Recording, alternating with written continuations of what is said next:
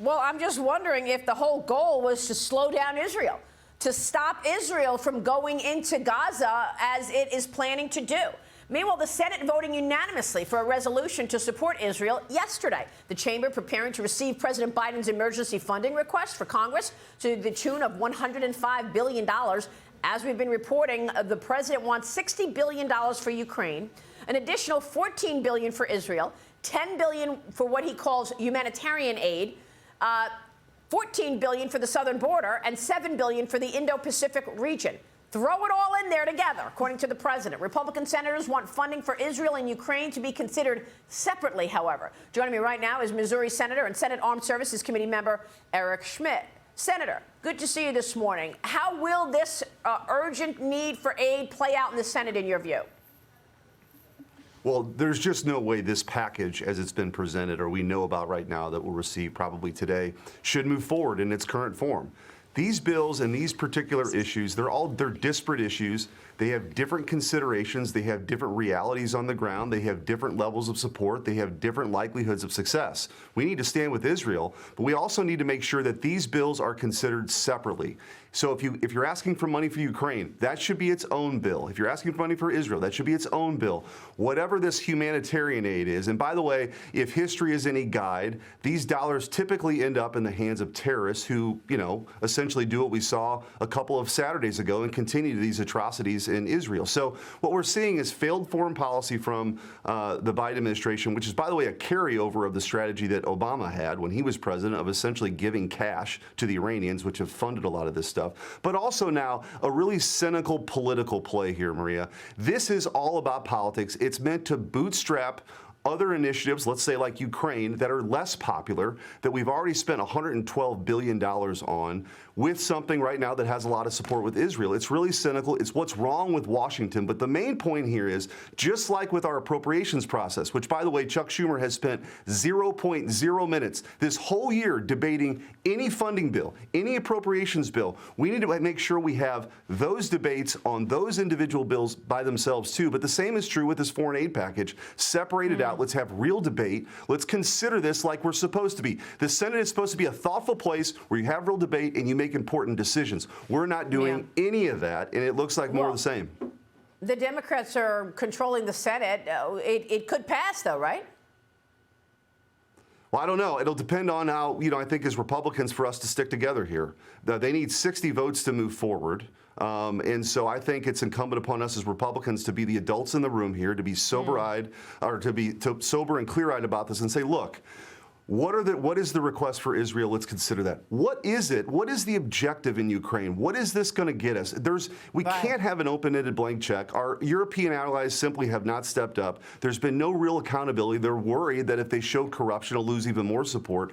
Those ought to be separate debates. Maria, this is really kind of insulting to the American taxpayer. I think of it like this. The people that I represent all across, they work hard every day. This money gets taken out of their paycheck, and then we're responsible for making decisions, right? And we should be accountable for those.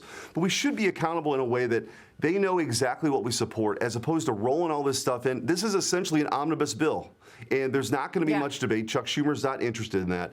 And we got to get away from this. We can't have these deals at the end where, all this stuff's lumped together. And quite frankly, it's not the best way to run a railroad, and certainly not a country.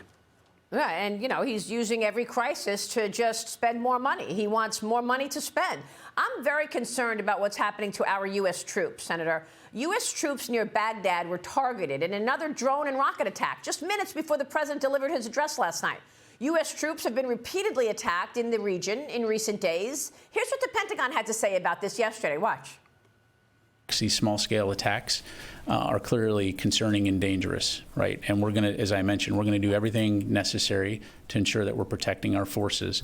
And if and when we choose to respond, we'll do so at a time of our choosing. But if you step back and look again at what our broader strategic aim here, which is to deter a broader regional conflict, which is why you see us putting additional forces into the theater. So we know now that, Iran has already killed Americans in Syria, in Iraq, on Joe Biden's watch. What are the ramifications of that? A U.S. Navy destroyer also, by the way, intercepted several missiles fired by Houthi militants near the coast of Yemen yesterday. More terrorism, Senator. Yeah, we're at a very critical time here right now as it relates to U.S. troops and American citizens in that region. And I think it's important to put it in broader context. Here's what hasn't worked. Trying to appease the Iranians by sending them, hundreds of billions of dollars worth of cash on the Iran nuclear deal. That has completely backfired. That was the Obama foreign policy legacy. Now, Joe Biden frees up $6 billion. He's also not, enforced sanctions on Iranian oil, which has enriched them. And essentially in 2019, Maria, Iran was stopping their funding of Hamas. Hamas was essentially broke. Now these folks are, their coffers are filled with cash. It's because of the terrible decisions, the miscalculations here by the Biden administration. So one of the missed opportunities last night, I think, Maria, was Joe Biden should be very clear that if you in Iran can, there's a difference between Iran saying nothing and telling them don't do it. And we should be very clear. Iran should be telling these folks, their proxies, if you should not attack U.S. interests and troops. And the red line there is, if you do, we will respond with overwhelming force. That kind of clarity is just not what happened last night. Again, it's this cynical attempt to bootstrap Ukraine funding on the back of support for Israel. All of these things considered separately. Let's be clear with Iran about what the consequences are of their proxies moving forward and killing Americans. Again, it's projecting weakness from this president, and the region is, it's a disaster right now because, again, American foreign policy has been obsessed by the Democrats of appeasement and trying to, apologize for the previous administration, which, by the way, we had peace. You had the Abraham Accords. There were no wars. So, what that tells me and the American people is, let's be strong. Let's be deterrent here. We have a deterrent force that they respect. And right now, this president isn't respected, and we're seeing the deadly consequences play out on the world stage. It's incredible that we were talking about peace in the Middle East under Secretary Pompeo and President Trump with those Abraham Accords. And then when Joe Biden walked into the White House, I was told that the rule was don't even mention the Abraham Accords. Don't murmur the words. Right. Senator, we're going to be watching all of this. It could be a very important weekend as we are waiting for the Israelis to move into Gaza any moment. Senator Eric Schmitt, thank you for your insights this morning. We appreciate it.